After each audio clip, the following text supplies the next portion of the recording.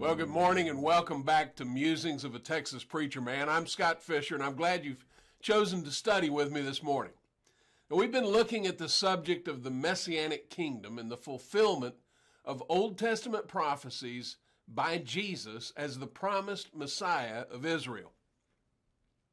This morning we continue with Jesus' comments in Matthew chapter 8 as he addressed the faith of the centurion who approached him for the healing of his servant. Now, this is a powerful encounter.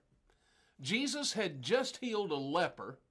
He enters into the city of Capernaum, and he's approached by a centurion. Now, the significance of this is that the centurion is a Gentile. He's a member and a leader of a 100-man garrison in the Roman army, presumably stationed there in Capernaum. We pick up the story in verse 5, Matthew chapter 8, verse 5. And when Jesus entered Capernaum, a centurion came to him, imploring him and saying, "Lord, my servant is lying paralyzed at home, fearfully tormented." And Jesus said to him, "I'll come and heal him." But the centurion said, "Lord, I'm not worthy for you to come under my roof, but just say the word, and my servant will be healed. For I also am a man under authority, with soldiers under me. And I say to this one, go, and he goes, and to another, come, and he comes, and to my slave, do this, and he does it." Now when Jesus heard this, he marveled and said to those who were following. Now pay attention to these words. "Truly I say to you, I have not found such great faith with anyone in Israel. I say to you that many will come from east and west and recline at the table with Abraham, Isaac, and Jacob in the kingdom of heaven. But the sons of the kingdom will be cast out into the outer darkness. In that place, there'll be weeping and gnashing of teeth." And Jesus said to the centurion, "Go, it shall be done for you as you have believed." And the servant was healed at that very moment. Now, there are several things about this text that we need to look at. First of all, Jesus elevates the faith of this Gentile centurion above anything he has found in all Israel. And he then speaks to the international nature of the kingdom with this statement, "Many will come from east and west." His kingdom will include people, and this is prophesied in the Old Covenant, in looking forward to this Messianic kingdom. His kingdom will include people from every nation, every tribe, every tongue, not just Israelites. Now pay close attention to these words, beginning in verse 11. "Now I say to you that many will come from east and west and recline at the table with Abraham, Isaac, and Jacob in the kingdom of heaven. But the sons of the kingdom will be cast out into outer darkness.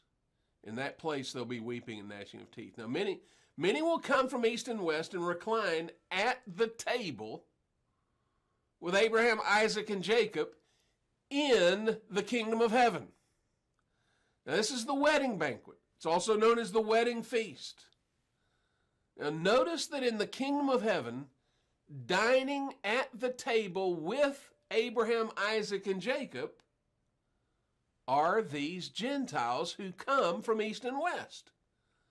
Now, the significance of this statement is off the charts. The Old Covenant faithful, the fathers, what Hebrews calls the worthies, are being described as being in the kingdom of heaven. They have received the promise.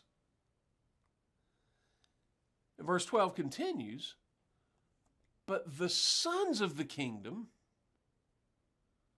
will be cast out into the outer darkness."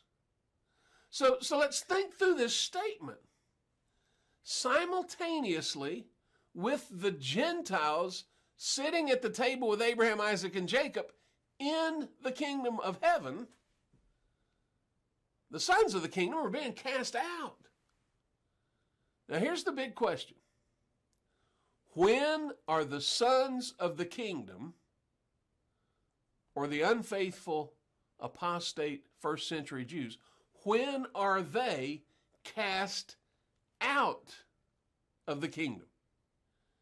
And the answer is that without debate, it is at the 70 AD destruction of Jerusalem and the temple, the long prophesied judgment and end of the Old Covenant age. Jesus described this event in several different stories and / parables, but the bottom line was that Jerusalem and the temple were going to be destroyed in the generation that he was speaking to, and that destruction would be the casting out of the kingdom, the sons of the kingdom, or the apostate first century Jewish leadership and their followers. It would be the days of vengeance that he spoke of in the Olivet Discourse found in Luke 21, verse 22. Quote, "These are days of vengeance, so that all things which are written will be fulfilled."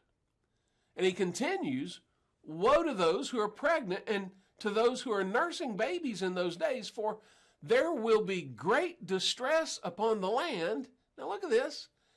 "And wrath to this people. And they will fall by the edge of the sword and will be led captive into all the nations, and Jerusalem will be trampled underfoot by the Gentiles until the times of the Gentiles are fulfilled."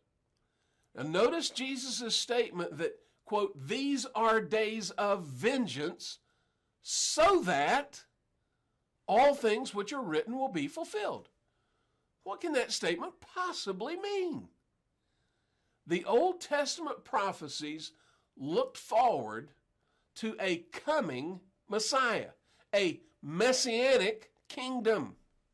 This all ties into the promise made to Abraham. This Messianic kingdom would include all people of faith in Messiah, the righteous remnant of Israel, and Gentile believers, just like the centurion of Matthew chapter 8. And simultaneously with the presence of the kingdom would come the destruction of Jerusalem and its temple and Old Covenant system. Jesus stated very clearly, speaking of the temple and the city of Jerusalem, not one stone will be left upon another. It was going to be a total destruction, and it was. In 70 AD, exactly what Jesus said was going to happen, happened. It was the casting out of the sons of the kingdom and the fulfillment of the wedding banquet in the kingdom of heaven. Well, next week we'll continue to unpack this subject even further. And let me just say that I believe the significance of the destruction of Jerusalem and the temple in 70 AD is a major fulfillment of prophecy. It's tied to the full realization of the kingdom of God. And according to the words of Jesus, was, quote, "the days of vengeance, so that all things which are written will be fulfilled." All things which are written is pretty all-encompassing. Most contemporary evangelicals have never even considered the significance of the destruction of Jerusalem and the temple in 70 AD. Well, again, I hope this has spurred you to wrestle with the scriptures and to think about why you believe what you've always believed. And I look forward to continuing our study of the Messianic Kingdom. And I hope you'll continue to join me right here again on Monday morning as we continue to discover the truth of the Messianic Kingdom. Why not click on the subscribe button on the lower right corner of your screen, and you'll be notified in YouTube whenever a new video gets posted.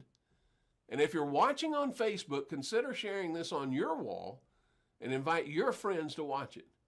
And if you live in the Dallas-Fort Worth Metroplex, why not join me on Wednesday nights at 7 p.m. for Wednesday Nights in the Word? Hey, I hope you'll go out and make today a great day, and I hope you have a blessed weekend. Join me right here again